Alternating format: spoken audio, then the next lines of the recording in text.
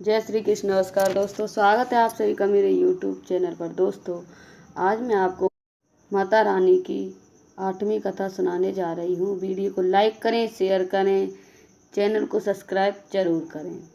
रक्त बीज वध।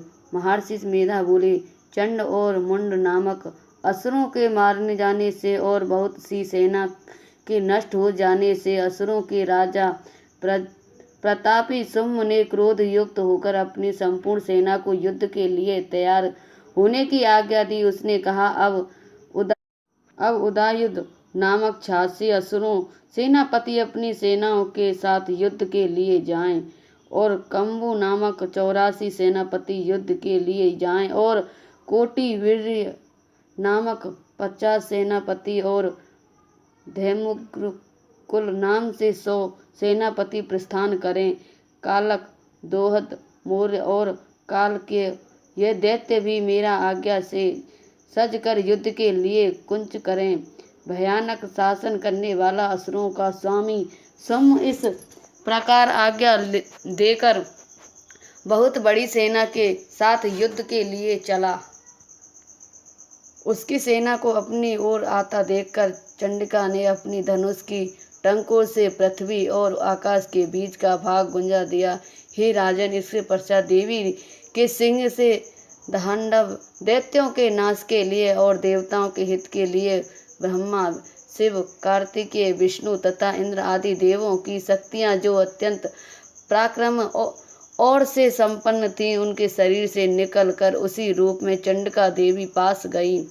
जिस देवता का जैसा रूप था, जैसे आभूषण थे और वैसा वाहन था, वैसे ही रूप, आभूषण और वाहन लेकर उन देवताओं की शक्तियों दैत्यों से युक्त करने के लिए आई। प्रसव पर सवार होकर हाथ में त्रिशूल लेकर महानाग का कंकड़ पहन और चंद्र रेखा से भूषित होकर भगवान शंकर की सख्त सिंहनी भी आई। उसकी गर्दन से झटकों से आकाश के तारे टूट पड़े थे, और उसी प्रकार देवराज इंद्र की शक्ति ऐन्द्री भी ऐरावत के ऊपर सवार हो गई। पश्चात इन देव शक्तियों से घिरे हुए भगवान शंकर ने चंडिका से कहा, मेरी प्रसन्नता के लिए तुम शीघ्र ही इन असुरों को मारो। इसके पश्चात देवी के शरीर से अत्यंत उग्र रूप वाली और सैकड़ों गिदड़ियों के समान आवाज करने वाली चंडिका सख्त प्रकट हुई। उस अपराजिता देवी ने घूमिल जटा वाले भगवान शंकर जी से कहा, हे प्रभु, आप मेरी ओर से दूत बनकर शुंभ और निशुंभ के पास जाइए और उन अत्यंत गर्वीले दैत्यों से कहिए तथा उनके शरीरित और भी जो दैत्य वहां युद्ध कर लिए स्थापित हों, उनसे भी कहिए, जो तुम्हें अपने जीवित रहने की इच्छा हो तो त्रिलोकी का राज्य इंद्र को दे दो। देवताओं को उनका यज्ञ भाग मिलना आरंभ हो जाए और तुम पाताल को लौट जाओ। किंतु यदि बल के गर्व से तुम्हारी लड़ने की इच्छा हो तो फिर आ जाओ। तुम्हारे मांस से मेरी योगिनियां तृप्त होंगी। चूंकि उस देवी ने भगवान शंकर को दूत के कार्य में नियुक्त किया था, इसलिए वह संसार से शिवदूती के नाम से विख्यात हुई। भगवान शंकर से देवी का संदेश पाकर उन दैत्यों को क्रोध भी सीमा न रही। युद्ध प्रारंभ हुआ। इंद्र की शक्ति इंद्राणी जिस तरह दौड़ती थी, उसी तरफ अपने कमंडलू का जल छिड़क कर दैत्यों के विजय बल को नष्ट कर देती थी। उसी प्रकार महावेश्वरी त्रिशूल से, वैष्णवी चक्र से और अत्यंत कोप वाली कौमारी शक्ति द्वारा असुरों को मार रही थी, और इंद्र के बाजू के प्रहार से सैकड़ों दैत्य रक्त की नदियां बहाते हुए पृथ्वी पर सो गए।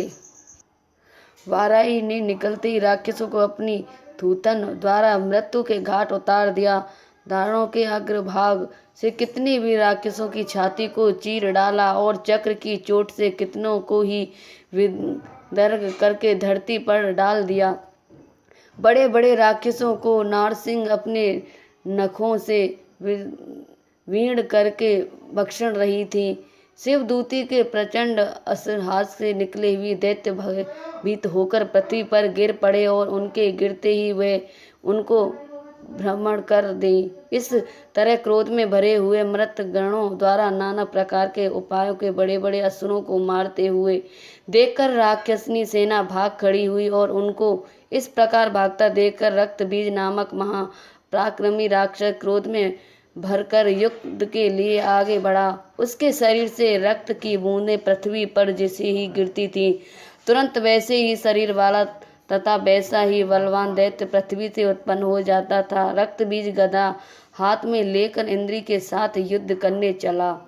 इस इंद्राशक्ति से अपने व्रज से उनको मारा तो घायल होने के कारण उसके शरीर से बहुत सा रक्त बहने लगा और उनकी प्रत्येक बूंद से उसके समान ही बलवान तथा महापराक्रमी अनेकों दैत्य भयंकर रूप से प्रकट हो गए।